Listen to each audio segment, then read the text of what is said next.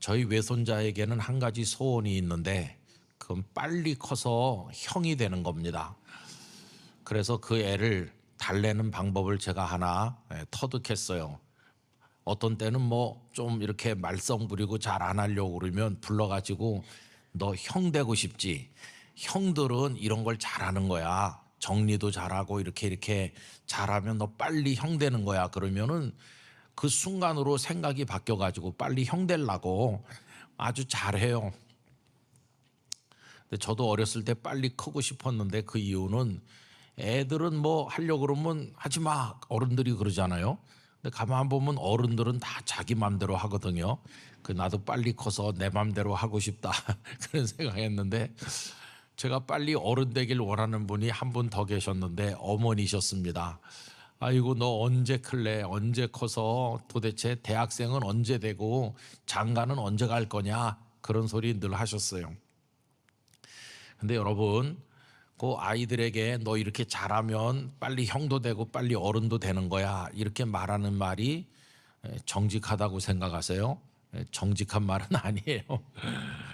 저 귀여운 속임수라고 생각이 듭니다. 왜냐하면 아이가 그런 소원을 가지지 않아도 또 뭐 그렇게 노력하지 않아도 꼬마들은 다 어린이가 되고 청소년이 되고 어른이 되도록 돼 있어요. 자연스럽게. 왜 그럴까요? 하나님께서 어린이 속에 어른을 심어 놓으셨기 때문에 그렇습니다. 종교개혁자인 마틴 루터가 어린이들이 많이 모인 곳에 가서 허리를 굽혀서 깊이 인사를 하니까 어떤 사람이 아이들한테 뭐 그렇게 인사합니까? 근데 이 루터가 하는 말이 여기 지금은 조물애기 애들이지만 이 속에 하나님을 사랑하는 사람, 하나님을 위해 큰일 할 사람, 나라를 구원할 사람들이 있지 않겠느냐고. 그래서 오늘의 어린이를 보는 게 아니라 내일의 하나님의 사람을 보면서 나는 경의를 표하는 것이라고 이야기를 했다고 합니다. 여러분 그렇습니다. 오늘은 어린이지만 내일은 장성하여 멋진 어른이 될 것입니다. 다른 말로 바꿔 말하면 오늘 속에 내일이 들어있는 겁니다. 하나님께서는 오늘 안에다가 내일을 심어 놓으신 것이죠. 믿음이 뭘까요? 믿음은 초라한 오늘의 모습에 좌절하지 않고 그 초라한 오늘의 모습 속에서 하나님께서 심어주신 영광스러운 내일을 바라보는 눈을 가지는 것, 그게 바로 믿음인 것입니다. 히브리서 11장 1절은 말씀하기를 믿음은 바라는 것들의 실상이요 보이지 않는 것들의 증거라고 말씀하셨는데, 내가 간절히 소망하는 게 있는데 아직은 이루어지지 않았지만 이미 이루어져서 내 눈앞에 있고 내가 만져볼 수도 있는 것처럼 확신하고 그렇게 생각하는 거, 그게 바로 믿음이라고 하는 것입니다. 여러분 이 믿음의 근거는 다른 게 아니라 하나님께서 초라한 오늘의 나 속에 아름다운 내일의 나를 심어 놓으셨다고 생각하는 거죠. 여러분 그런 믿음의 눈을 우리 모두가 가지게 되기를 원합니다. 그런 의미에서 오늘 읽은 본문 대단히 익숙한 오병이어의 이야기는 우리에게 그런 시각을 잘 보여주고 있는데, 어느 날 많은 사람들이 예수님 곁에 모였는데 그 숫자가 10절에 의하면 5천 명쯤 된다고 했는데요. 다른 복음서에 의하면 여자와 아이들 외에 5천 명 그랬으니까 숫자가 훨씬 더 많을 거라고 생각합니다. 그런데 예수님께서는 이미 마음속에 그들을 배고프게 돌려보내지 않으시고 먹여서 배부르게 돌아가게 하기로 마음의 작정을 하셨는데 그거를 드러내지 않으시고 빌립에게 질문하셨어요. 그 질문이 5절입니다.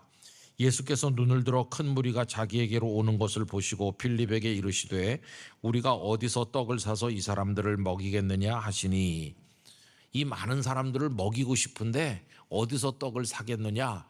갑자기 질문을 받은 빌립은 당황한 나머지 7절에서 다음과 같이 대답합니다. 빌립이 대답하되 각 사람으로 조금씩 받게 할지라도 200데나리온의 떡이 부족하리이다.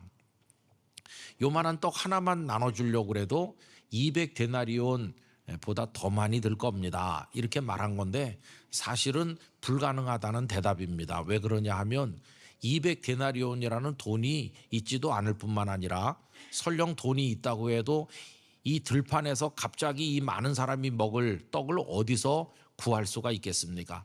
현실적으로 불가능하다고 대답을 한 거죠. 자, 그때 그 옆에 있던 안드레가 나와서 한마디 하는데, 안드레는 빈손으로 오지 않고 어떤 아이가 가져온 도시락을 들고 나왔는데 보니까 떡 5개와 물고기 2마리가 그 안에 있는 거죠. 그리고 이렇게 얘기합니다. 9절, 여기 한 아이가 있어 보리떡 5개와 물고기 2마리를 가지고 있나이다. 그러나 그것이 이 많은 사람에게 얼마나 되겠사옵나이까. 그 도시락을 들고 나오긴 했지만 안드레의 말은 빌립의 말과 뭐 다를 게 없습니다. 요거 가지고 누구 입에 넣어주겠느냐. 그러니까 실제로 불가능하다고 하는 건 똑같이 두 사람이 같은 내용을 말하는 거죠. 여러분, 우리들도 이 세상에 살면서 무수하게 빌립도 되고 안드레도 됩니다. 나에게 필요한 게 지금 이만큼 있는데 내 호주머니 속에는 요만큼밖에 없으면 깊이 좌절하면서 아이, 틀렸어, 안 되겠어, 요거 가지고 도대체 뭘 하겠어, 이렇게 말하면서 우리도 좌절하고 안 된다고 하니까 현대판 빌립과 안드레가 바로 우리 자신이죠.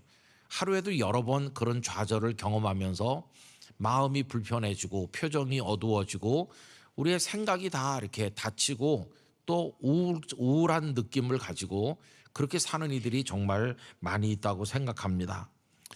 자, 그런데 보세요. 똑같은 상황, 사람들은 굉장히 많고 음식은 요만큼밖에 없는 동일한 상황에 계시면서도 굉장히 기쁨이 넘치는 분이 계시잖아요. 그분이 바로 예수님이세요. 똑같은 상황에 계시는데 예수님의 표정은 제자들과 달라요. 밝은 표정으로 사람들을 앉게 해라. 사람들이 다 앉으니까 그 다음에 하신 일은 참 놀랍죠. 여러분, 11절은 다 같이 읽읍시다. 예수께서 떡을 가져 축사하신 후에 앉아있는 자들에게 나눠주시고 물고기도 그렇게 그들의 원대로 주시니라. 아멘. 요 말씀에서 우리의 마음을 좀 모으길 원하는 단어가 있는데 그건 축사하셨다. 그 오병이어를 손에 드시고 축사하셨다는 겁니다. 한자로 하면 축복하고 감사하셨다.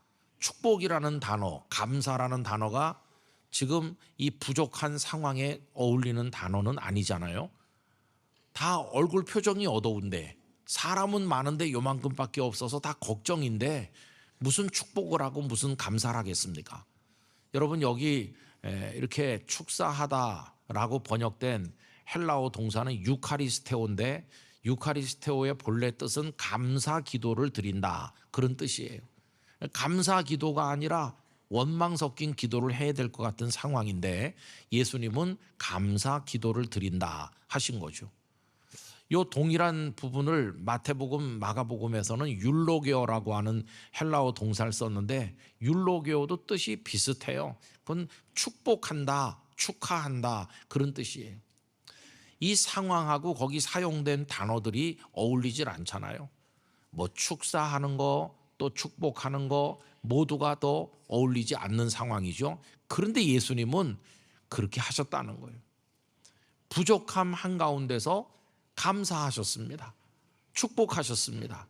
이게 예수님의 제자들과는 다른 모습이었다는 거죠. 자, 그럼 여러분, 어떻게 예수님은 그러실 수가 있었을까요? 그것은요, 주님은 손에 떡 5개, 물고기 2마리를 들고 계시지만 주님의 육신의 눈은 그걸 보고 계시지만 마음의 눈으로는 사람들이 다 배불리 먹고도 12바구니가 남을 그걸 보고 계신 것이에요. 부족 속에서 예수님은 충만을 보고 계시다 하는 겁니다. 여러분, 왜 예수님은 부족 속에서 충만을 볼 수 있는 눈을 가지게 되셨을까? 그건 아주 간단한 것입니다. 여러분, 아까 빌립과 예수님의 대화 속에서 5절과 7절을 읽었고 가운데 6절을 읽지 않았는데 그 6절 속에 예수님의 의도가 담겨져 있는 걸 볼 수 있어요. 이렇게 말씀하심은 친히 어떻게 하실지를 아시고 빌립을 시험하고자 하심이라. 예수님은 이미 뜻을 정했거든요. 이 사람들을 굶주린 채로 보내지 않고 배불리 먹여서 보내겠다. 이게 예수님의 뜻이 확정된 것이에요. 그리고 빌립에게는 시험차 그냥 물어보신 거다, 이렇게 나오잖아요. 여러분, 예수님은 그 많은 사람들에 비해서 손에 있는 건 요만큼밖에 없지만 이미 그들을 배부르게 해서 보내기로 작정하신 거예요. 주님은 떡 5개 물고기 2마리를 보신 게 아니라 그 사람들이 다 먹고도 12바구니가 남는 그걸 보고 계신데 어떻게 그런 시각이 가능한가? 다른 말로 바꿔 말하면 주님은 당신 자신을 보고 계신 거예요. 당신이 어떤 분이십니까? 전능하신 분이십니다. 그리고 그분은 충만하신 분이세요. 내가 여기 있지 않느냐. 아무리 이 상황이 부족이 있는 상황일지라도 이 부족 한가운데 전능하고 충만한 내가 있는 한 이들은 결코 굶고 돌아가지 않을 것이다. 그걸 주님은 생각하신 것이죠. 여러분, 그래서 주님은 제자들은 걱정하지만 주님은 기쁨이 가득하신 것이에요. 여러분, 우리들은 제자들이 보는 거를 동일하게 보고 살고 있을 때가 많아요. 제자들이 보는 건 2가지입니다. 많은 사람, 그리고 또 하나는 떡 5개 물고기 2마리. 그게 제자들이 보는 거의 전부예요. 그러나 주님은 거기다 더하여 당신 자신을 보고 계시다는 것입니다. 어떤 당신이십니까? 전능하시고 충만하신 주님 자신이시죠. 여러분, 주님은 그 존재 자체가 충만한 분이라는 걸 우리가 알고 있습니다. 주님은 부족한 가운데 충만으로 오신 분이라는 걸 우리가 깨달아야만 되는 것이죠. 그래서 우리 주님은 부족의 한가운데 앉아 계신 충만하십니다. 그렇게 표현할 수 있어요. 그래서 우리 주님 안에서는 부족과 충만이 사실은 동의어가 되는 것이고, 주님 안에 있으면 부족도 충만으로 바뀐다는 것을 우리에게 알려준다는 것입니다. 여러분, 이게 신앙의 내용이 되는 것을 우리가 알고 있어요. 여러분, 우리가 이 신앙의 눈을 가지고 하나님 앞에 살아가기를 원하는 것입니다.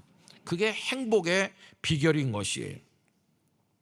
여러분, 오늘 여기서 행복하길 원하세요? 아니면 내일 거기서 행복하길 원하세요? 많은 사람들이 생각하는 겁니다. 지금 나는 너무도 부족한 게 많아. 그래서 화가 나고 나는 행복할 수가 없어.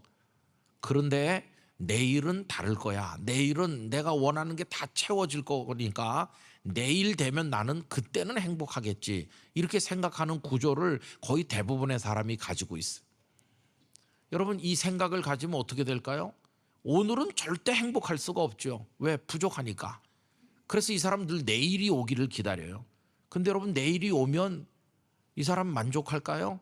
인생이라는 것 자체가 하루도 만족한 날은 없는 거예요. 이건 채워지는데 또 저건 부족하고 늘 그러다가 인생이 끝나요. 그러니까 이런 생각을 가진 사람은 오늘도 불행할 뿐만 아니라 내일도 불행하고 한 번도 행복을 경험하지 못한 채로 인생이 끝나고 마는 것이. 그래서 여러분, 우린 터득해야 되는데 내일 거기서 행복할 거라는 생각을 내려놓고 오늘 여기서 행복한 방법을 배워야 되는 것이. 부족하지만 행복한 거, 모자라지만 감사한 거, 떡 5개밖에 없지만 하나님 앞에 감사 기도를 드릴 수 있는 그 마음, 그걸 배우는 거예요. 그거를 다른 말로 표현하면 우리 중에 이미 와서 계시는 주님을 체험하는 거예요. 이거를 주님의 현존을 체험한다, 그렇게 말하는 거예요. 성도 여러분, 주님은 이미 우리 한가운데 계십니다. 우리의 부족함 한가운데 계십니다. 우리가 연약하지만 강함으로 임하여 와서 계신 것이에요. 주님이 저기 임하시는 게 아니라 오늘 여기 내 안에 내 주위에 임하여 계신 것이에요. 그 주님을 체험하는 게 주님의 현존을 경험하는 거예요. 여러분, 예수님하고 친하세요? 아니면 굉장히 어렵게 대하세요? 예수님을 어렵게 생각하면 파자마만 입고 예수님을 모시지 못할 거예요. 그러나 예수님하고 정말 가깝고 친하면 주님 어서 들어오세요 그러면서 부끄러워하지 않을 거예요. 왜? 다 알고 오셨으니까. 내가 부족하다는 거 알고 오셨으니까 주님 여기 앉으세요. 그리고는 내가 제대로 못 입은 거는 이제 생각하지 않고 그분이 오셨다는 것 때문에 너무너무 기뻐가지고 어쩔 줄 모르는 거예요.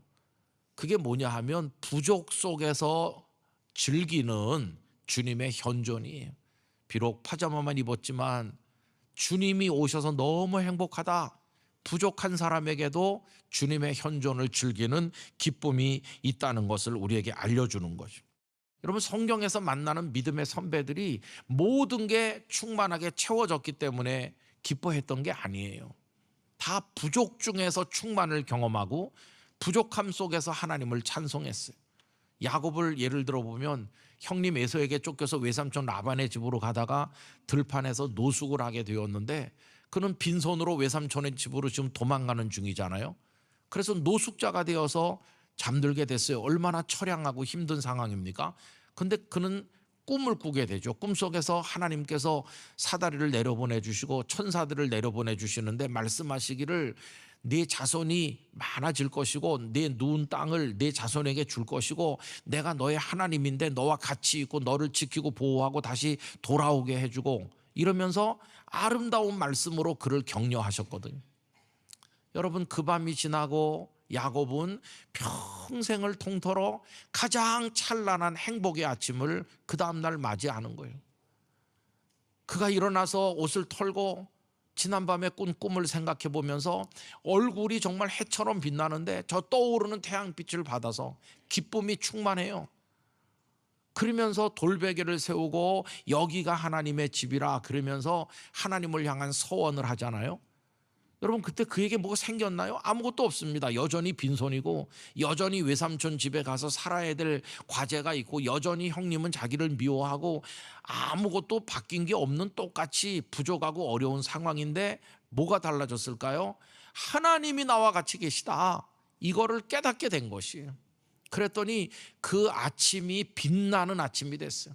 하나님이 나의 하나님이 되실 것이요, 이제는 하나님이 나와 함께 계시다. 이게 야곱이 부족함 속에서 발견한 하나님이고 그 하나님으로 인해서 얻은 기쁨과 감사였던 것이. 여러분, 바울 사도도 똑같습니다.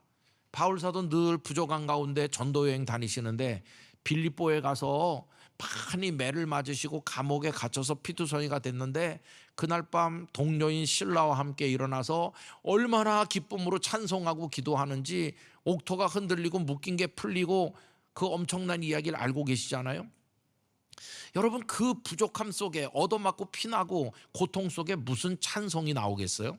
안 어울리는 거죠. 그런데 그는 거기서 없는 중에 기뻐하고 고통 중에 찬송하는 이 역설을 그 감옥에 함께 계신 주님으로 인하여 체험한 것이. 여러분, 빌립보 그 지역의 부자들, 귀족들의 집에 쿠션 좋은 침상에 누운 사람들, 그리고 많은 맛있는 걸 먹고 그런 사람들 중에 그날 밤 번뇌하느라고 잠을 이루지 못한 이들도 많았을 것이고 고통 속에 밤을 새우는 사람도 많았을 텐데 이 바울과 실라는 그 반대 상황에 있는데도 풍요로운 상황에 있는 사람이 누리지 못하는 거룩한 기쁨으로 충만하였으니 이게 얼마나 놀라운 것입니까? 뿐만 아니라 이 바울은 빌립보서 4장에 가면 어떤 때는 돈이 조금 있고 어떤 때는 똑 떨어지지만 그런 환경에 굴하지 아니하고 궁핍함 속에서도 얼마든지 승리한다는 걸 고백하셨잖아요. 빌립보서 4장 11절에서 13절을 새 한글 성경으로 읽어드리겠습니다. 모자라는 게 있어서 말하는 것이 아닙니다. 나야말로 어떠한 형편에 있더라도 스스로 만족하는 법을 배웠으니까요. 낮아져서 없이 지낼 줄도 알고 풍족하게 지낼 줄도 압니다. 온갖 처지와 모든 상황에서 곧 배부르든지 굶주리든지 넉넉하든지 모자라든지 간에 적응하는 비결을 배웠습니다. 나에게 능력 주시는 분 안에서 나는 어떤 상황에도 대처할 수 있습니다. 유명한 말씀 아시잖아요. 내게 능력 주시는 그 주님 안에서 나는 가난함도 부요함도 어떤 상황도 대처할 수 있다, 그렇게 선언하시잖아요. 근데 우리는 참 이상하게 말해요. 여기 굶주리든지 넉넉하든지 이런 게 나오는데 또 배부른 얘기도 나오고 배고파 죽겠어요. 그 말은 뭐 이해할 수가 있어요. 근데 어떤 사람은 잔뜩 먹고 일어나면서 와, 배불러 죽겠다, 뭐 어쩌자는 건지 알 수가 없어요. 배 고파도 죽겠다 그러고 배 불러도 죽겠다 그러고 행복하지 않은 것이요. 근데 바울은 모든 상황에 감사한 거예요. 모든 상황에 행복하고. 여러분, 우리의 눈을 돌려서 부족하다 이걸 보지 말고 이미 우리 가운데 충만으로 와 계신 주님을 바라볼 수 있기를 원합니다. 그럼 여기서 기뻐, 여기서 감사해, 여기서 주님과 더불어 찬송하는 삶을 살아가게 될 줄로 믿습니다. 이때 성도가 가지는 소망은 참 소망이 되는 거예요. 여러분, 소망은 두 가지가 있어요. 하나는 우리를 부끄럽게 하는 소망이고 하나는 부끄럽지 않은 소망인데, 로마서 5장 5절에 보면 소망이 우리를 부끄럽게 하지 아니한다. 부끄러운 소망은 뭐냐 하면 아무리 그 소망을 가져봤댔자 애들 말로 꽝이 되는 게 그게 부끄러운 소망이에요. 그러나 주님 안에서 가지는 소망은 우리를 부끄럽게 하지 아니한다. 계속 읽어보면 이래요. 우리에게 주신 성령으로 말미암아 하나님의 사랑이 우리 마음에 부은 바 됨이니. 하나님께서 얼마나 우리를 사랑하시는지. 너 부족하다고 걱정하지 마라. 내가 내 옆에 와 있지 않느냐. 아까 부른 찬송 엄청나게 사랑하시는 하나님이시잖아요. 그 하나님을 신뢰하면 아무리 내가 연약하고 어렵고 힘들고 부족해도 우린 그 속에서 기쁨을 누릴 수 있게 될 것이고, 그 소망이 현실로 이루어질 때 주님이 축사하셨더니 그 많은 사람이 먹고 12바구니가 남질 않았습니까? 여러분, 그 시선의 변화를 우리 모두가 가지게 되기를 원하는 것입니다. 그래서 여러분, 그리스도인의 시각은 이런 거예요. 무덤을 보면서 울지 않고 무덤을 보면서 부활을 기뻐하는 게 그리스도인의 시각이에요. 철부지 어린애가 속을 썩이지만 이 어린아이를 보고 있는 게 아니라 앞에서 말씀드린 것처럼 어린아이 속에서 하나님이 심어주신 인격이 자라고 믿음이 자라 훌륭한 하나님의 사람이 될 그걸 바라보면서 오늘도 기도하고 오늘도 말씀으로 부모 노릇하고 조부모 노릇하는 거, 그게 그리스도인이 가져야 될 시각인 것이에요. 저는 오늘 대한민국의 현실도 그런 눈으로 바라보길 원합니다.